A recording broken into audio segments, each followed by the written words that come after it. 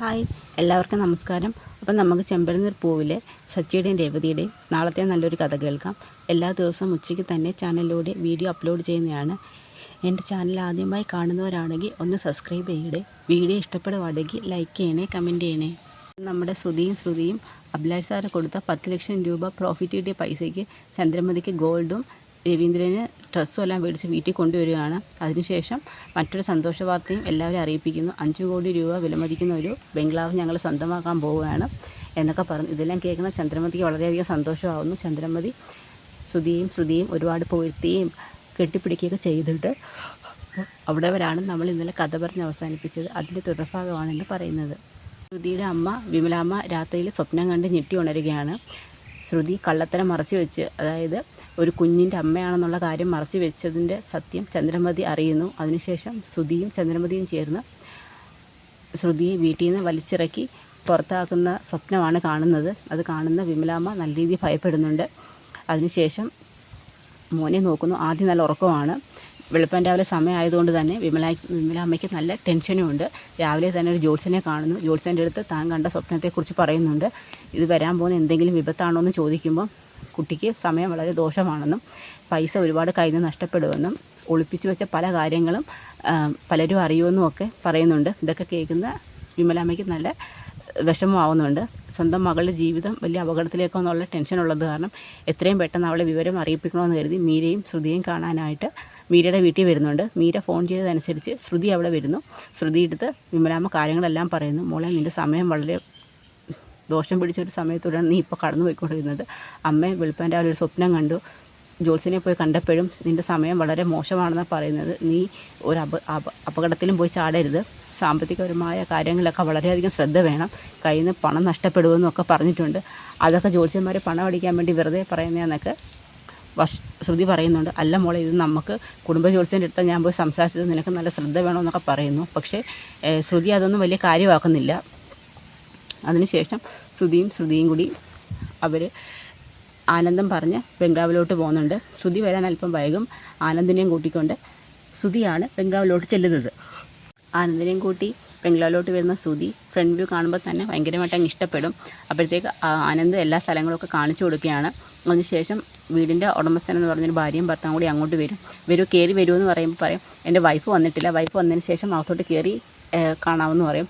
ഉടനെ ആ ഭാര്യ പറയും, താങ്കൾക്ക് വൈഫിനോട് നല്ല സ്നേഹമാണല്ലേ എന്ന് പറയും. കാരണം ഇങ്ങനെ വേണം, താങ്കൾ ഒറ്റയ്ക്ക് കയറിയില്ലല്ലോ, വൈഫും കൂടി വന്നതിന് ശേഷം വീട്ടിനകത്തോട്ട് പ്രവേശിക്കുമെന്ന് പറയും. എന്തായാലും നിങ്ങൾ തമ്മിൽ പരസ്പരം നല്ല രീതിയിൽ അണ്ടർസ്റ്റാൻഡിംഗ് ഉള്ള ഭാര്യ ഭർത്താക്കന്മാരാന്നൊക്കെ പറയും. ഉടനെ ആ ഉടമസ്ഥൻ പറയും, ഞാൻ ഈ വീട് എനിക്ക് വിൽക്കാൻ തീരെ താല്പര്യമൊന്നുമില്ല. പിന്നെ ആനന്ദിനോടുള്ള പരിചയക്കൂടുതലാണ് നിങ്ങളെ ഈ വീട്ടിലെത്തിച്ചതെന്ന് പറയും. ഞാൻ എല്ലാ ദിവസവും രാവിലെ വാക്കിങ്ങിന് പോകുമ്പോഴാണ് ആനന്ദിനെ കാണുന്നത്.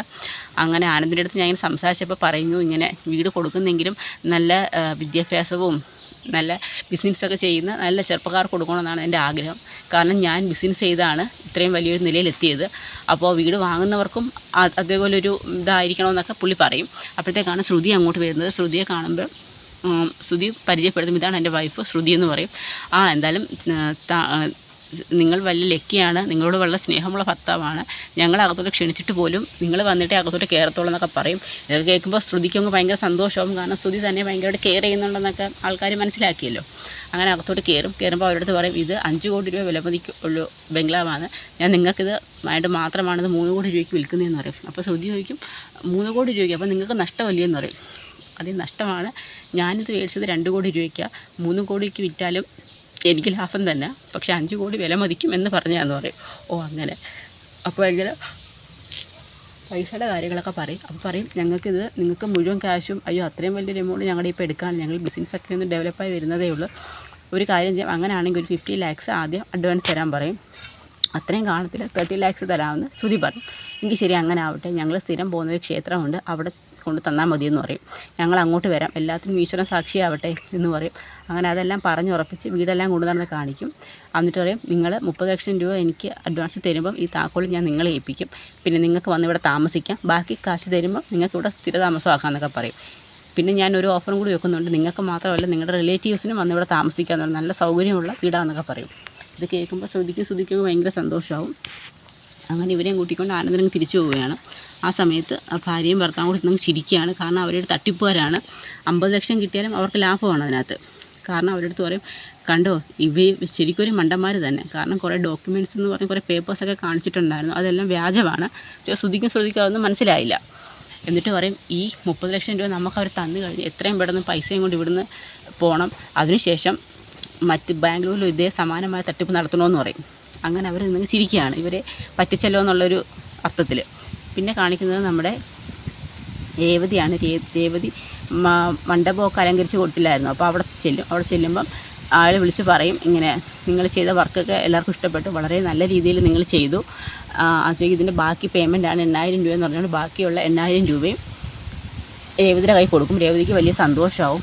പറയാം, നിങ്ങൾ ആദ്യമായിട്ട് ചെയ്യുന്ന ഒരു വർക്ക്, പക്ഷേ ഇത്രയും നന്നായി ചെയ്യാൻ നിങ്ങൾക്ക് കഴിഞ്ഞല്ലോ, അതൊരു വലിയ കാര്യമാണ്. സാധാരണ ഇത്രയും വലിയ ഓർഡറൊക്കെ വരുമ്പോൾ ഞാനിവിടെ സ്ഥിരം ചെയ്യുന്ന ഒരു ടീമിനാണ് കൊടുക്കുന്നത്, അവരിപ്പോൾ സ്ഥലത്തില്ലാത്തതാണ് നിങ്ങൾക്ക് തന്നത്. അയ്യോ സാറേ, അത് ഞാൻ അറിഞ്ഞില്ലല്ലോ. അത് സാരമില്ല, അപ്പോൾ അവർ വന്നാൽ നിങ്ങളോട് ദേഷ്യപ്പെടില്ലേ, അത് ഞാൻ അവരെ കാര്യം പറഞ്ഞ് മനസ്സിലാക്കിക്കോളാം. പിന്നെ എനിക്ക് ഇത്രയും വലിയ വർക്കൊന്നും കിട്ടണമെന്നില്ല സാർ, ചെറിയ വർക്ക് സ്ഥിരം ചെയ്തുകൊണ്ടിരിക്കുന്നവർക്ക് തന്നെ വലിയ വർക്ക് കൊടുത്തോളൂ, എനിക്ക് ചെറിയ ചെറിയ വർക്കുകൾ തന്നാൽ മതിയെന്ന് പറയും. ശരി, അങ്ങനെ ആവട്ടെ എന്ന് പറഞ്ഞ് രേവതി പൈസയും മേടിച്ചുകൊണ്ട് പുറത്തോട്ട് ഇറങ്ങുന്നുണ്ട്. ആ സമയത്താണ് സ്ഥിരമായിട്ട് ആ മണ്ഡപത്തിൽ വർക്ക് ചെയ്യുന്ന ഒരു ചേച്ചി അങ്ങോട്ട് വരുന്നത്. അപ്പോൾ അവർ കാറിനകത്ത് ഇറങ്ങി വരുമ്പോൾ ഈ രേവതി അങ്ങോട്ട് പോകുന്നുണ്ട്. അപ്പോൾ ആ 2 വീലറിൻ്റെ ഫ്രണ്ടിൽ ഇങ്ങനെ എഴുതി വെച്ചിട്ടുണ്ട്, ഒരു ദിവസം കൊണ്ട് 500 മാല കിട്ടിയ സച്ചിയുടെ ഭാര്യ രേവതി എന്നാണ് ഒരു ലേബിൾ അവിടെ ഇങ്ങനെ കൊടുത്തിരിക്കുന്നത്. ഞാൻ നോക്കും, അപ്പോഴകത്തോട്ട് കയറിയപ്പോൾ ചോദിക്കും, വാ മേഡം എന്ന് പറയും.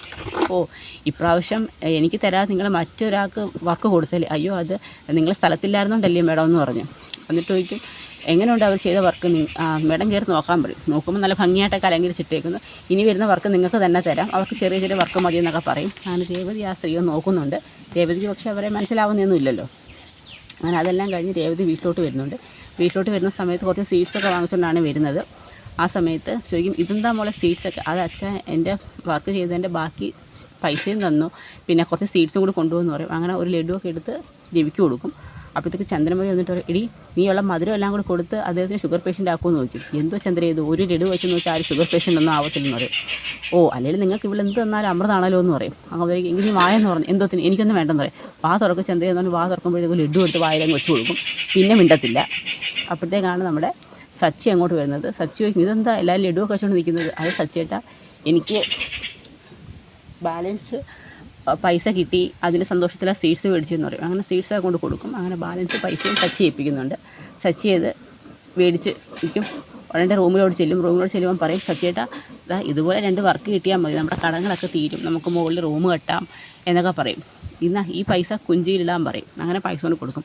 അപ്പോഴേ സച്ചിയേട്ടാ, ഇപ്പോൾ സച്ചിയേട്ടനേക്കാൾ കൂടുതൽ സമ്പാദിക്കുന്നത് ഞാനാണ്, ഒരു ദിവസം തന്നെ ഞാൻ 8000 രൂപ ഒപ്പിച്ചെന്നൊക്കെ പറയും. എന്നൊക്കെ പറയും. അപ്പോൾ സച്ചി എൻ്റെ കണക്കൊക്കെ എഴുതുവാണ്. പക്ഷേ രേവതി അങ്ങനെ പറയുമ്പോൾ സച്ചിക്ക് എന്തോ ഒരു വിഷമം തോന്നും. കാരണം ഏറ്റവും കൂടുതൽ സമ്പാദിക്കുന്നത് ഞാനാണ്, ഒരു ദിവസം 8000 രൂപ എന്നൊക്കെ. പക്ഷേ രേവതി പറയുന്ന കൂട്ടത്തിൽ സന്തോഷത്തിൽ പറഞ്ഞു പോകുന്നു. പക്ഷേ സച്ചിക്ക് അത് കേൾക്കുമ്പോൾ എന്തോ മനപ്രയാസമായി, ഇപ്പം പൈസ നീ തന്നെ ഇട്ടാൽ മതി എന്ന് പറയും. അത് സച്ചിയേട്ടൻ ഇടാത്ത?